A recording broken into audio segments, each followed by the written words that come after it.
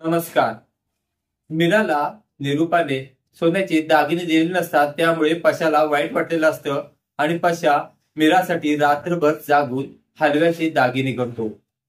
सकाळी मीरा उठते आणि पशा मीराजवळ जातो आणि म्हणतो, धूमकेतू हे घे, तुझ्यासाठी मी रात्रभर जागून हलव्याचे दागिने केलेत.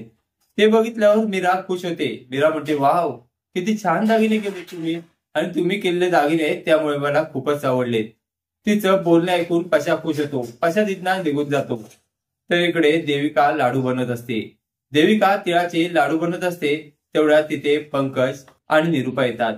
निरूपा आणि पंकजला बघून देविका म्हणते, आई आणि पंकज या पटकन, मी काय बनवते बघा. त्यानंतर पंकज म्हणतो, वाव, तिळाचे लाडू तुला सुद्धा बनवता येतात. त्यानंतर देविका पंकजच्या हातात आणि निरूपाच्या हातात एक एक लाडू देते आणि म्हणते, खाऊन बघा पटकन, सांगा कसा झालाय. पंकज खातो. पंकजला तो लाडू चावत नसतो आणि इकडे निरूपा सुद्धा जोरात चावते आणि तिचा दातच पडतो.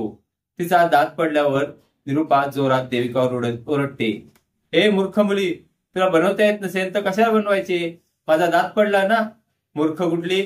असं बोलून देविका आता तिथनं रडत गेलेली असते. असेच मालिकेचे नवनवीन अपडेट पाहण्यासाठी व्हिडिओला लाईक आणि चॅनलला सबस्क्राईब करायला विसरू नका. थँक्यू.